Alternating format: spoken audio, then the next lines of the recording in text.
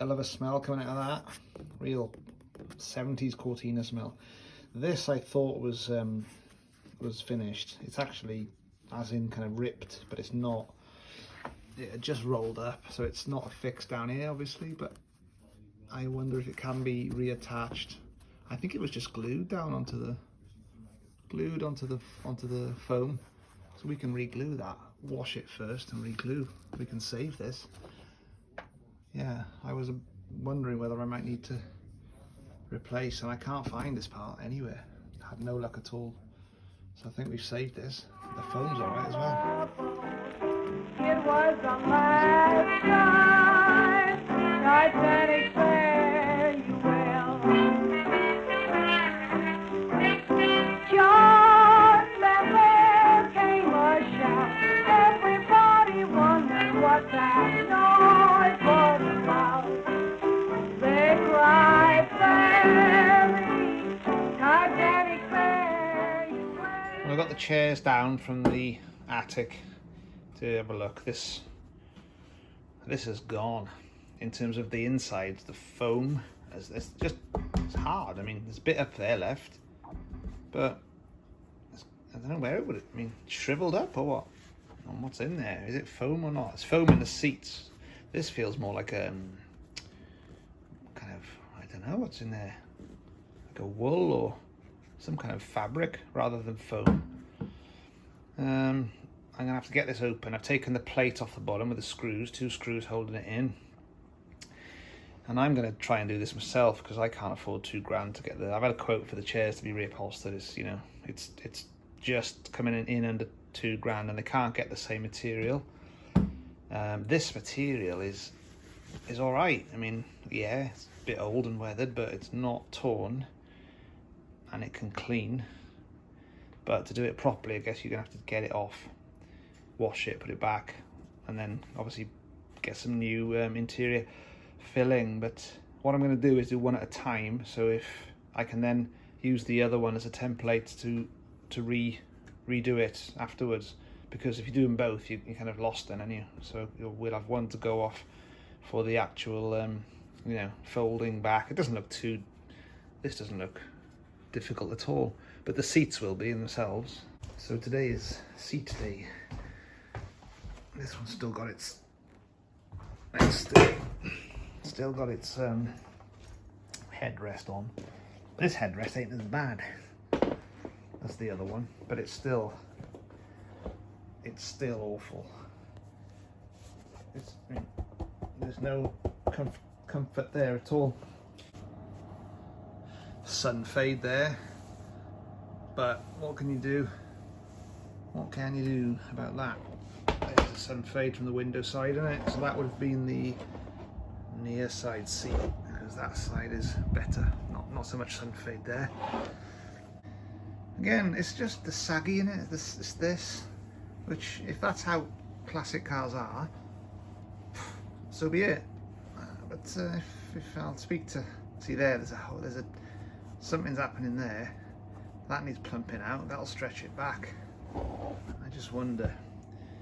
We're at the start of this journey to restore the chairs, and we'll learn as we go along. Let's just check the fade on this headrest. So this headrest would be offside, so that's good. Yeah, it's a bit lighter. Not so bad on that side though. There we go. The headrest have got to be stripped back because there's nothing left in terms of cushioning inside these, but the chairs are good. The chairs are good to read off. These are tough to get off. I've been using that initially just to find out what's going on with it, and I managed to prise a gap in the clip, get a little gap in it, and then with 2 sets of pliers, grab an end each and just, you know, pull it apart really until there's enough of a gap to, or enough give on it to wiggle out of the textile without breaking anything. All right, 4 off, and then you got, this is just for reference really, you got another one there, one on the other side as well. Hopefully that'll be it. We'll find out. Hand wash delicates. 1 cupful per 7.5 litres. It's the headrest cover, which needs a clean. That does all of the upholstery. Let's try it with this, and should do the trick. Let's see. Look how dirty the water is after just putting it in there for a minute. The water has turned brown. I didn't think it was that dirty before. And we've got to get some new foam for the actual body, which is all, like I said before, it's all disintegrated. So need to buy some upholstery foam tonight, and then when that comes, this should all be nice and clean, ready to go back on. Then we'll copy the template of the other headrest, put it back, make sure we get all the folds and the, what are they called, these these things in the right places, and then we can do the second one. 50 years of grime. The plot thickens. There's 2 different shades of beige. Can't win. I got 2 of these that colour. These, I think I bought these, I can't even remember buying them. That's the one I bought, which is the right shade, but everything else, I mean, that's even brown, that's definitely wrong. But ideally everything will be that colour, and as it is, most of it's going to be this colour. I've never seen a centre console in that lighter shade. I don't know what's going on. That's a bit lighter, isn't it? That one is. That one's right for that. And this one, again, darker. The colour experts Ford out there will know the names of these. I mean, I've painted mine with colour match, so I've got another set of the metal covers in there, which I've just colour matched and sprayed, so I'm okay. So I'll sell a lot of this stuff. I'm just intrigued as to the subtle differences of the beige interior. Here's the exhaust hanger after it's been in the ultrasonic cleaner for about an hour. Don't know if I filmed this before, but it was just caked in rust and gunk, so it's come up real good. Look at that, like clean metal, apart from some parts which I'm sanding now with, I don't know what is that, 120, which gives it a brown look, but when it's cleaned up it should come back almost as good as that. Yeah, so some of the, I put the Sonic on for like double the time you should do, and it's done well, but it struggled in some of the areas. But you know, it's fine, it's only the old paint in it there, so you could just hammer right over that. But tonight, got nothing else on, watching TV while I'm doing it. We'll just sand away and see if we can get any more of it off. Like that. So that's on the underbody of the car, bolted on, 2 nuts, and it holds a exhaust hanger rubber there. And then the exhaust, there's about 3 of them on the car. This is the only one that bolts near the back. It's under the back seats somewhere there. Yeah, so we're starting on the underside gradually. There's loads of other stuff going on with the car, with the sill removal. I got the rear end stuff to do, front end stuff to do at the same time as well. We've got the whole of the underside to strip the underseal off, so this is the first job of that project. So we just had a chat on Facebook in the club page about what I found today. So I bought a centre console on eBay which came with a clock. I don't need a clock, got a clock already, this one, but look, they are different. One's got a plastic body, one's got a metal body. So on the face of it, they are exactly the same. But yeah, I think looking at what some of the members have said is that was on a 74 model of one guy. My car's 76, so I'm guessing at some point Ford changed to plastic. It doesn't matter, because on the face what you see is going to be the same no matter what. It's just nice to have the right part for the right model, isn't it? Unless my car's had a change, you know, a new clock at some point, because the console in mine wasn't there.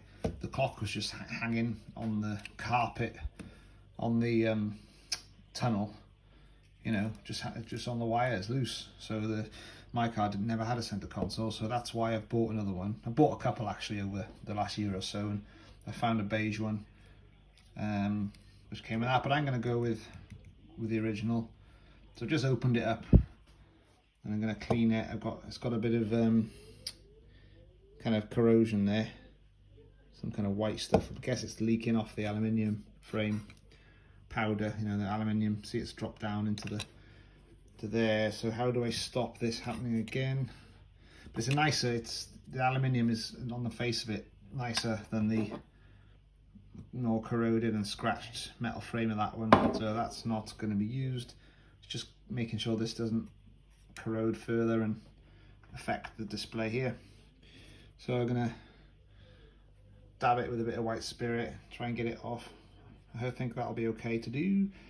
Clean it up, and then look at treating this to try and stop it corroding further. Put it back together and put it in storage. So this pulled out nice and easy. It's aluminium, so I think these white bits here, they're not dust from the other aluminium frame falling down. They're actually, that's corrosion itself coming through.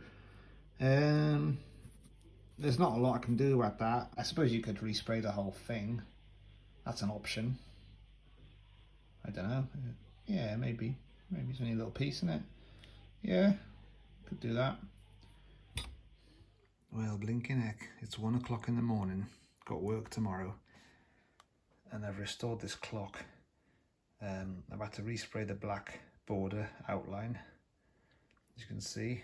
That was pretty damaged, scratched and things. The screen, the perspex screen, was very scratched, and I made it worse. I started sandpapering it, which is one method you can do, 400, 800, 1200, but I then remembered I've got a polishing wheel in the shed with all the rouges, all the wheels. The machine itself is like a grinding wheel, and it's really old, but I put it back on and the new worktop. That took me ages. Got it going, did the polishing. It's come up a treat compared to what it was. That's now just put back there. You can see some scratches if you shine a light on it, but come on, I'm not going to get it perfect. But yeah, it's done its job. And as I finished, the grinding wheel itself stopped working. The power cut, there's a loose wire in there. But just as I finished, the last scratch, which is a bit of good luck for once, the aluminium frame has just popped back on. I'll probably have to just push that down, press it down into the grooves tomorrow, just because at the moment you can almost pop it off quite easy with your fingers. But yeah, I'm quite happy with that. It looks almost like brand new, doesn't it? Let's show you an old clock. There you go. See the scratches on that screen compared, and the kind of blemishes on the back, the black border. My black border just had some scratches down the bottom, some white flecks and things. So sprayed it completely. Haven't done anything to the clock face itself apart from kind of blow. Give it a kind of air, what do you call it? Quick airline puff. That's about it. A day of tidying up loose ends, getting stuff out of the shed, which are up in the rafters, down, cleaned, and into the attic for better storage. So this is, any guesses? It's a bit damaged in one place, which is there. So it's been ripped out, probably by me when I was doing it. And what it is, from memory, is the back of the back seat, I think. So the divider between the back seat and the boot, I think. Could be, I can't think of where else it would go. Pretty sure that's what it is. And this bit sits on the boot floor. Maybe. Anyway, really, really dusty and dirty. But it's savable, isn't it? Door cars are made of basically kind of heavy duty cardboard almost. Don't know how easy these are to get. Again, I think the club do some replica stuff along these lines. I've actually bought some for the edges in the boot, in the void area of the boot sides, where you've got the tub coming down, meeting the boot floor, and there's an area where if you drop something down it, you're stuffed. It's very small kind of valley of metal which you can't get your hands into. So they do those. I don't know if they've yet to do the full-on replicas of these. It's a fairly big piece, isn't it? So I think I'll stay with this one. I'm not fussed that it's scratched. It's in okay nick, I would say. Anyway, this another part is going to be packed up and put away, getting there slowly. Well, we're doing a bit more on the Cortina Mk3 door, stripped down. Front door stripped down, near side. So this is where the mirror was situated for this car, and it was really tough to get off. That's the mechanism. That's how it looked when it was on. The interesting thing is that it looks like that. That's where the second screw went through. I've had to drill them both out. They were seized. That looks like a factory hole, and then there's another factory hole there, but this one looks like it's been drilled by, I don't know, someone else, a garage or somewhere. Doesn't look like the original part. So have Ford done that, or as in this is the closest, they had some spare parts hanging about the factory, didn't have any of the correct ones, or is it a replacement mirror? Which then of course the garage has done this repair. Don't know. The mirror itself looks original. This all looks like it hasn't been removed before. This is behind. That's how it clipped onto the body with this kind of washer, threaded washer nut behind, which is difficult to free. Had to use the drill in the end and drill the head off the one, and the other one did come eventually. But looking at the metalwork, this door's good. There's no major rust on it, but I slipped the drill and I went straight through there in a flash of an eye, and all around here, bubbling, and here. So that's thin as. So I think that's gonna have to be a new plate there, new welding. Just because, you know, water kind of sits, if you'd imagine, water's be sitting behind there, won't it? And getting down the gap. It's been sitting there for quite some time over the years, and that's why there's localized rot there, and there's a bit on the back. It's kind of, you know, that this has all gone through. This is bad. The rest of the inside is okay. So I think that's gonna have to be a bit of fabrication on there. Anyway, I'm going to take this door down to the get it shot blasted, and then I can really see if there's anything else untoward. I've just popped through all these trim holders. A couple of them are still stuck on. Yeah, so now I took the glass out the back now. Turn it around, get the glass out of the inside, sorry. A bit of trim left around here. I'll get that out, and then I think it's completely stripped then, with the winding mechanism coming out with the glass, obviously, and then we can take it. Okay, references. There was a little foam pad there, like a little sticky pad, which goes there, and the screws for the door glass, which was held on around here, are these two. Was held onto this thing. And that kind of went into there somehow. Oh, sorry, there. Down there is the door glass, the plate at the bottom. There are the screws for it. And then you got trim in the inside of this was kind of, I don't know what these were for, whether they held it in place or not, but there's two of these little plastic things as well. Go back in there. There we go. Alright, the winder's off. And then we've got, this has been held on by two screws there. So we have to flip it over and go in from the bottom. Then you've got another foam pad here. And then you've got two metal clips here and here, which I'll prise off in a minute. Then we've got the backs of the threads for the screws that have held all that contraption in place. That may well be it, hopefully.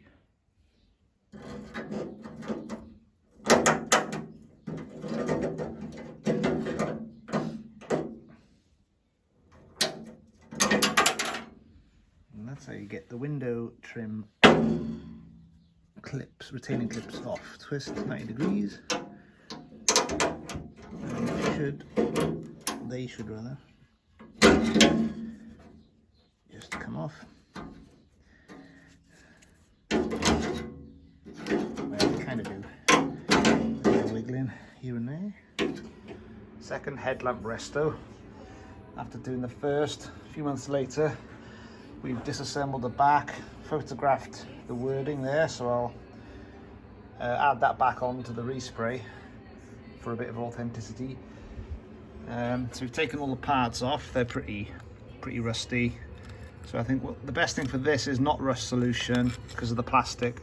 I think I'll simply gently grip it in there and get a wire brush on this stuff. A brass wire, gentle one. This will probably go in something, or I could wire wheel that maybe. I can't remember what I did with this one. This one's come up nice. I wish I could remember. I'll look back on the vids and see if I can. That's real nice. I think it's probably just a wire wheel on a drill end, a drill bit. These plastic, they just need washing, don't they, in a bowl of soap and water. That's fine as it is. Didn't do anything with that one. So what do we do with this? Well, on the last headlamp, I took off the inner light shield. If you can see it in there, it's a it's really difficult to see now. It's that black or dark grey dip. I guess it's the dip light cover. Stop the light going upwards.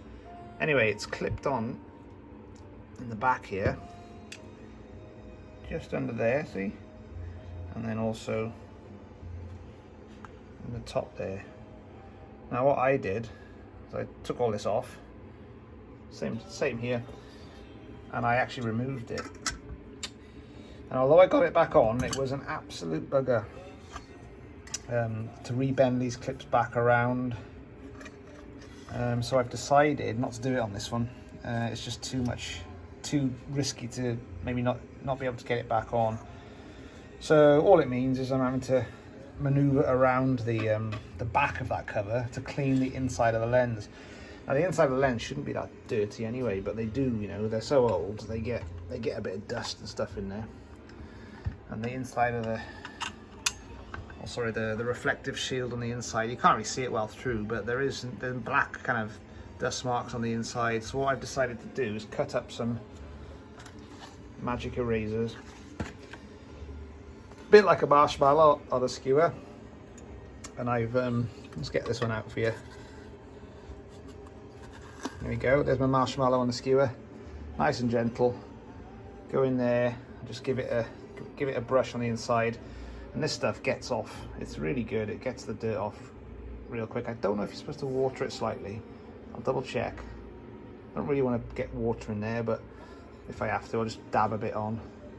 And then to clean the inside of the reflective area, which is looking a bit just dusty again. I think I'll have to put like I'll just get an old bicycle spoke and I'll bend it like 45 or even 90 degrees and put a smaller marshmallow on the end, and then I can curl it around and give it a scrub. Sorry, give it a scrub to cover the inside of this area, get as much coverage as possible, just get a bit of dirt out. You know, if it helps the light reflection by a couple of percent, then it's worth doing. Then yeah, we've already sanded this back. I'll give it another clean up. There's a bit of rust on here, so that'll need wire brushing, wire wheeling, and then we shall prime it and paint it. And there's the marshmallow doing its work on the inside of the light. There's a bit of dirt on there, see? On one side of it. So to keep it fresh and clean, we'll do a new piece on the other side. Is it worth doing then? Come on. I think it is. Well, there we go. One-handed washing with my magic eraser, aka marshmallow, aka firelighter looking stuff. Cleans really well, and I've got it on the end of a piece of bicycle cable, you know, a piece of bicycle cable which I've bent twice. Let's get this out for you. There you go. So you can get it, hook it around and get it on the inside there, just to polish up the, get all the, you know, 40 years of rubbish out off the inside of the reflective cover on the inside of the light.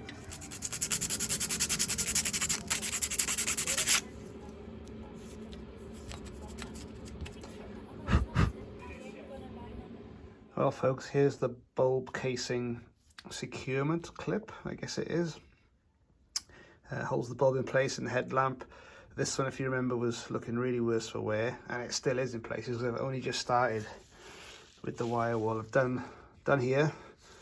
If you compare that to the side I haven't done, I mean, it spent a few days in the rust solution, the de-rusting solution. I pulled it out, and all it means is that when you do this, it tends to come off pretty easily. That bit there is going to take a bit of work, but this was like 2 minutes work, and it's not perfect yet, but you know, it's coming up. If you remember on the previous video, the other headlamp I've done, this came up real nice, and I can't remember how I did it. I'm guessing it was a similar procedure. It doesn't look like I've sprayed it with like a chromey type of paint or anything. I think it's just a case of a bit of elbow grease. So we will crack on. And here's the finished second headlamp.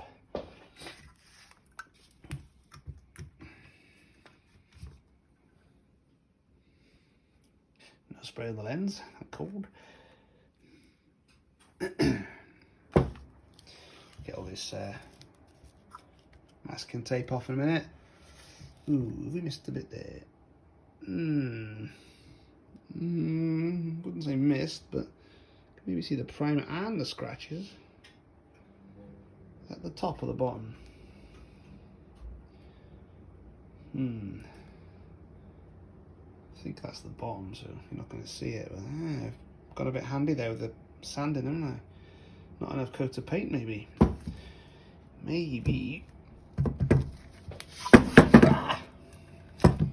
we should put another coat or two on. The top's fine. Don't know. Just that bit in it, just there. We've had a delivery.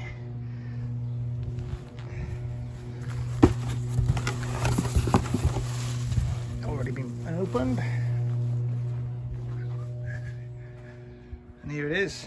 Let's get it unwrapped, see what it is. Right, let's have a look at this express steel inner sill replacement part, which I've just said is the complete original Ford part. I was going to try and fix this, but it would have been a hell of a job for a beginner. So I've bitten the bullet, paid a bit extra, but now that I've opened it, I realise what you get for not a huge amount of money. You actually get not only the completely pressed sill, the steel complete part, you also get the anchor point for the seat belt jack I think it's called, and you also get the jacking point supports already welded in, and they will, as you can see, I've just clipped it on at the moment underneath the old one. There you can see it better now, so you can see the task goes up against. What I've done, will happen, sorry, under here, this follows into there. That's where you jack your forward jack pole or whatever it is, the kind of, you know, the actual arm of the jack goes in. Nice little system, that, nice and safe. So anyway, the only thing I'm annoyed about is I spent a fair while restoring the one that came off, which wasn't too bad. So I've got a spare one now with only two spot well drill holes in them. Yeah, so that's where the old one lived. And same on the back. Let's go and have a look. There we go, that's the one for the back, and again, that's my old one, which a bit more worse for wear than the other one, with a few more holes in it, but again, surplus to requirements now, so I'll put that on the market. If anyone who needs one, get in touch. There we go, guys. That's the old, I've done this before, but that's what I was up against. So I've gone for this. We've got the new inner, the outer sill as well. So the next job is to get this on. Chop the old one out, get it off the spit, get it onto some people have advised me to do that, get it braced, get it onto the axle stands, and then we'll have a nice supported shell that won't buckle when I cut the inner sill out, because that, at the moment, that's the only thing really holding the car together. You know, I don't mean it'll completely collapse when you do it, but it'll, taking the inner sill off one side will certainly compromise the shape of the A, B and the C pillars. It'll move about and you'll never get the doors right, so it needs to be braced. I've got some iron bars there for that. Yeah, looks like I'm ready to get this job done.